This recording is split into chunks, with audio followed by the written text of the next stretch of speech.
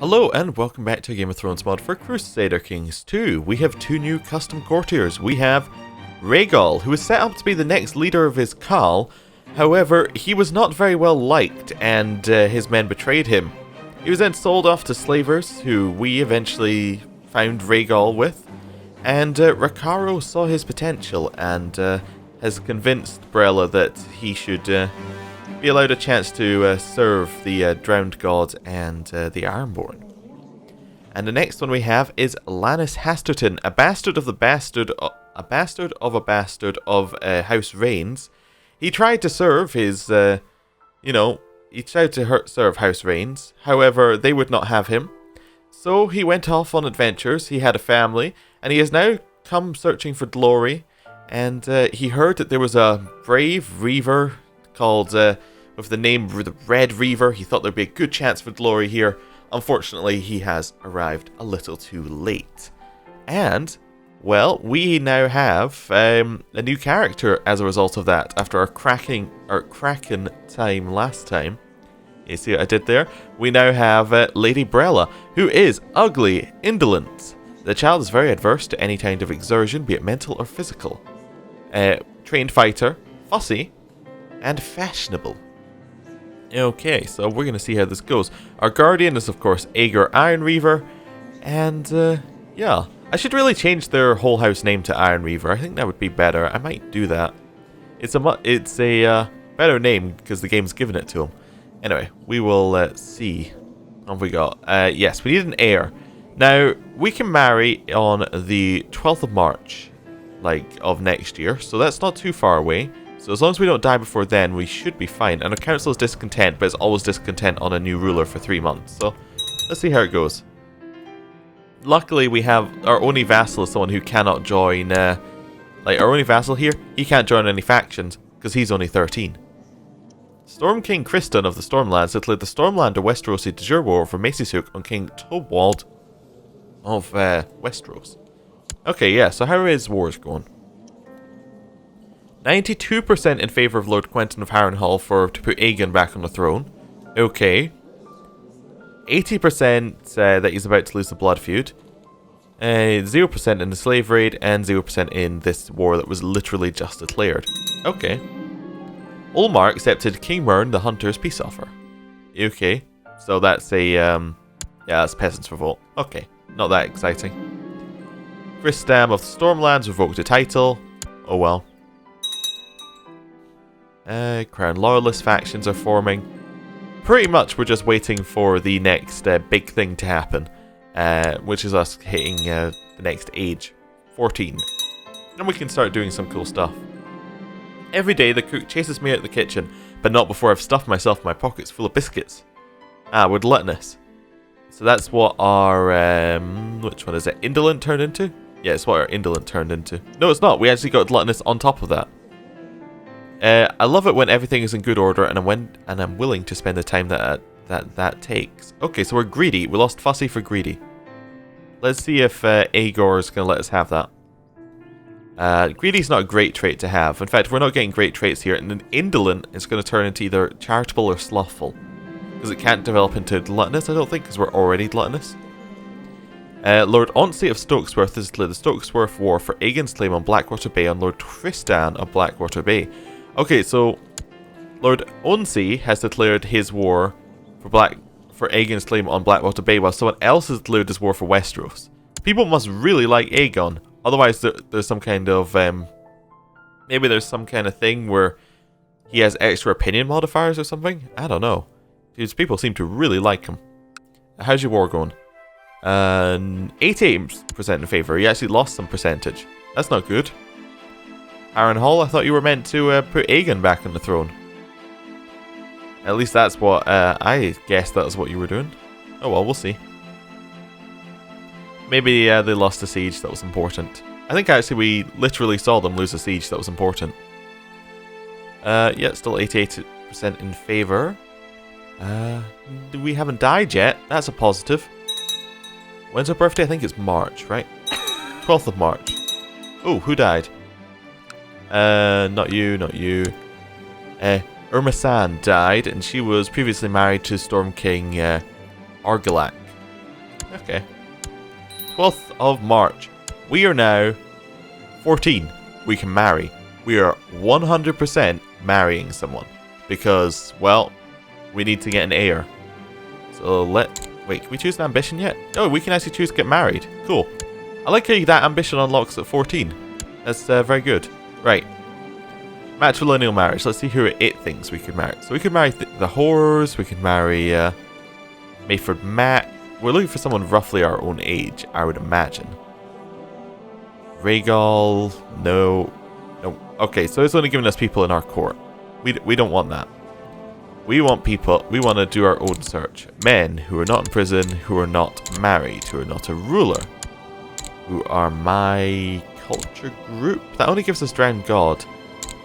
No, my religion group. I guess maybe we'd only marry... Could we marry people who are any religion?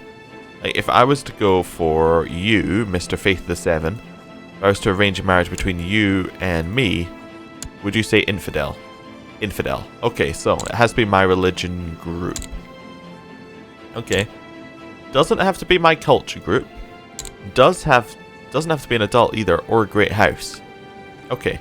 So now we've got a little bit more options. Now we're going all the way down here. See if we've got any younger people to marry. So what are we looking for out of a person? Well, we'd be looking for somebody who, I don't know. Maybe somebody who also likes biscuits. Maybe someone who's fashionable. What about a regent? Who would he be looking for? Proud, diligent. I don't know, probably best choice. Wrath. I don't know. I'm not entirely sure who our regent would be looking for. But let's have a look at what we've got as options. We've got Utheron of Oldwick of Nagas Hill. He is also ugly. Brooding, timid, probably not. Probably not. He does like biscuits though. As we found out, that's an important thing. We've got a zealous, envious guy. We've got an indolent, wrath, gregarious, stressed. Winch. Theomore Winch. He's heir to something. We don't want to marry an... Is there like not heir to something as an option? Crom Greyjoy. He's a giant, brooding, skilled fighter, paranoid, arbitrary, zealous, rude. Probably not. How about Cadwell? Skilled fighter, humble, diligent, zealous, arbitrary. Maybe? What are you heir to? Castle of Cod Hall? Okay. Would you like to marry matrilineally? Yes. You would accept... that seems reasonable. Cadwell Cod? Yeah, we'll marry matrilineally. He doesn't seem like a bad option. Cool. Let's marry. Given that we need to marry quickly, this seems like a good choice. To the elegant Lady Brella, blessings upon you and your house. I've decided to accept your suggestion that Lady Brella and Cadwell get married. All children of the union will be of her dynasty. What is Cod Hall? Out of curiosity. Castle of Cod Hall. Oh, that's his sibling holds the castle. Which is underneath... Alright, it's the castle that's underneath Pike. Cool. Okay. Right. Lady Brella, Serpentine, and Lord Cadwell Cod have got married. It's customary for a dowry to be paid to the groom's house, but there is nobody to pay it. Fair enough. Fair enough. Ethan is no longer our priest. What happened to him? He died. After a severe maiming. Did we get a pop-up about that? Interesting. Oh, there was one about Mr. Blackfire there that I just clicked directly through, but nope. Nope, Ethan just died. He's just no longer our priest. I guess that's the only pop-up we're getting. Do we have another priest? No other priests. We have no priest. Okay. Fine. People being ransomed. Yeah. Oh, we need to hold the wedding feast. We need to manually do that. Yeah. I was waiting for the event to pop up, but we need to manually hold the wedding feast. There we go. I've given the orders for a grand ceremony and feast to be hosted in Saltcliffe in order of Lord Cadwell Cod and Lady Brella Serpentine's wedding. Let the preparations begin, and all my vassals will be there. Hopefully. Let's see how this goes. Oh, we're in Quentin's War now. I just noticed that. We're against him because the Iron Isles joined. Specifically, the Iron Isles joined. Yeah, I think that might be it. Are we underneath the Iron Isles right now? Right, I could do it this way. We are underneath the Iron Isles right now. Cool. The best part about hosting a wedding is organizing the whole event. I'll spend lavishly to show our house's power, I guess. I mean, we're greedy though, so maybe we don't want to spend too much on it. Yeah, maybe we're like a penny counter person. I forget the correct term. Most of the preparations for the wedding have been made. Now I only have to send out the invitations. I hereby invite you to. We invited a whole 3 people. We invited Tom Cod, who is the captain of the fleet over there. We invited our brother-in-law, and we invited our sister-in-law. So, yeah. Great selection of people we invited. Everyone was talking about the musicians, and I had finally had some time off from the preparations for my feast, so I could see with my own eyes and hear with my own ears what people were talking about. The musicians were good, and they were looking for a patron. Well, unfortunately for you, we're greedy, so not good enough, sorry. Who is false? Oh, she was just nobody. Okay, fine. I am surely with child. My husband will be pleased. Okay, that sounds good. Definitely sounds good. Right. The guests have finally arrived. All is ready. The servants have worked day and night to prepare and decorate the dance hall. Lady Bella's gown is splendid, and the castle's never looked lovelier. Yara and Master Hagen came, but the other one didn't. Interesting. Welcome to the wedding. Now, Brella, Serpentine, and Cadwell Cod stand before the drowned god to take up a holy vow of marriage. The great lords and ladies of Saltcliffe look on as he drapes the arms of House Cod around the bride to finally seal their marriage. And now for the feast. You're a yes, we already did that. It just gave us the event from both sides there. The feast is winding down now, only the bedding remains. Cadwell and Brella are stripped of all garments by the revelers to make many a bawdy joke along the way. They're finally bundled into a bedchamber where they are finally left alone. A fine tradition. Right. It gives the same event twice again. The morning after the wedding feast has come and all the lords and ladies are finally making their way home. All agree it's a fine celebration. Many predict the newlyweds will be most content. Cool. That was some scream. Giles Gardner was slain by Captain Lucas of Sellsword Infantry, of the Sellsword Infantry in personal combat. Who was Giles Gardner? Giles was the 4th Gardner's son. Okay. Cool. Oh, I was going to say how's Quentin's war going, but we can actually see directly how it's going, because we're kind of in it. Cool. We could go and do some raiding, but I think we're alright just waiting for it just now. Lord Selwyn II of Straits of Tarth have usurped the lordship of Wendwater from Lord Reaver Dauntus of Dragonstone. Okay, cool. Oh yeah, and there is also another wharf to put Aegon in charge of Blackwater Bay, which would be interesting because if he got that, he would then it'd be like, now you're a duke, and then a couple of things later, now you're a king. Okay. Lady Marla the Quarreler has usurped the lordship of Scorched Vale from Argilan of Blackcomb. Cool. That's an interesting looking, what's it called? Coat of arms? Sigil? Whatever. I do whatever strikes my fancy, such as smashing this fine glass goblet. Music to my ears. We're arbitrary. Okay. There's so many things in the world that are just not worth expending energy on. We're slothful. Oh great, we'd just picking up the traits today. We're gluttonous, greedy, arbitrary, slothful. Okay. Interesting. King Torwald of Westeros accepted King Lauren of the Eagle's peace offer. So Torwald is now in the prisons of Lauren the Eagle because of the blood feud. Interesting. He's probably about to be executed, I would imagine. People are being released from the Straits of Tarth's dungeons. King Jonas the Reluctant has inherited the lordship of Pebble from Horace of Pebble. Okay. This war is about to end. It's at 99%. Why is it not ended? No cap on war score, so actually it's just they need to take one more province. This could be it. Oh, that's actually the Stormlands War. Okay. You have a new heir. If If you die now, you'll play as Christopher Serpentale.